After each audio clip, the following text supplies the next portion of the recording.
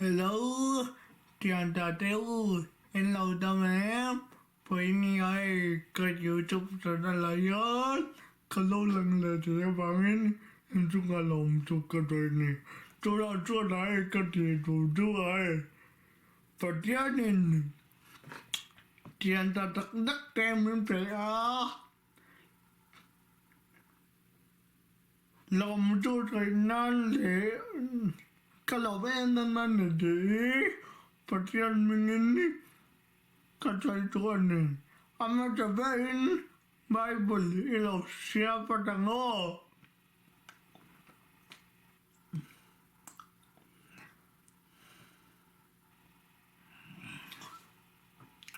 THUFINGTE bung trong bờ trời chang trong bờ trời hi chuan en lai boin amang en mga niatan una ba apiang ani THUFINGTE bung trong baya chang trong nipali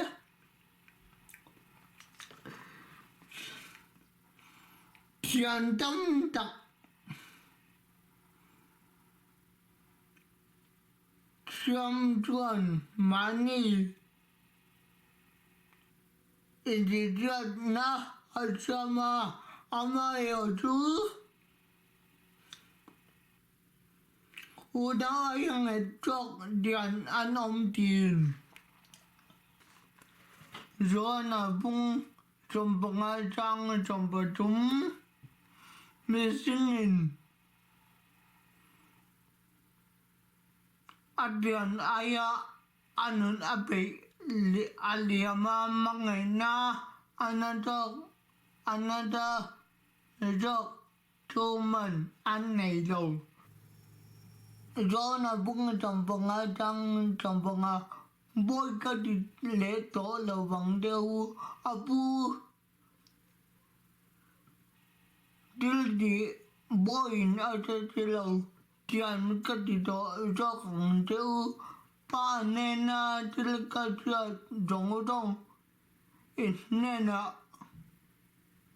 ka buang do si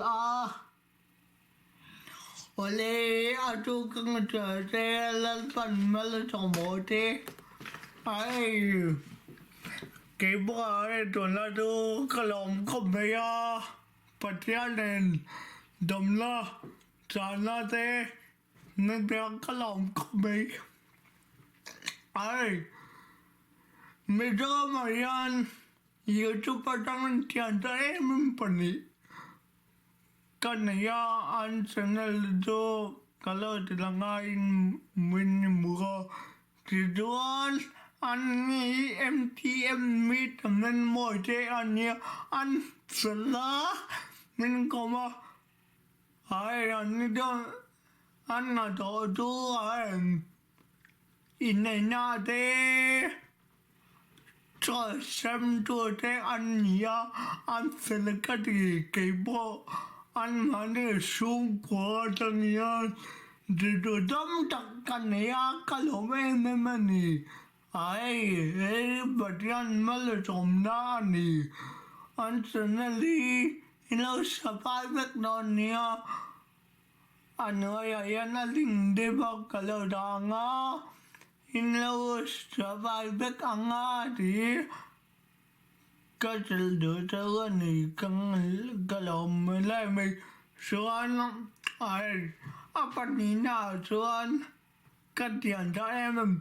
Malsawma photocopy anh cái tiền cho em bật tiền chị em anh rồi ra anh cái tiền cho cái best friend anh kata don apel mà kalau duduk anitika ino catatan kedua aming Malsawma photocopy ana dona itu ay in cate alatina apel duduk ke USA lama te kamu channel le Gang panita lagi kalau da anga ino Indonesia an ay don la tu an YouTube ri an betul ta dong chang ti kan kim pek se la ka chung ay TM mian an sel nan ni ti kal sa da bangin in kalong in mani ani bro podian mala som ngang di kalsa ta bangin kaloma nakina ai podian ko ngana sa atak takin kang mu de yang do MTM Channel commit amen moi le Malsawma photography Mizoram YouTube ya katian ta tian ni an ni an ni ka dan tuan kalome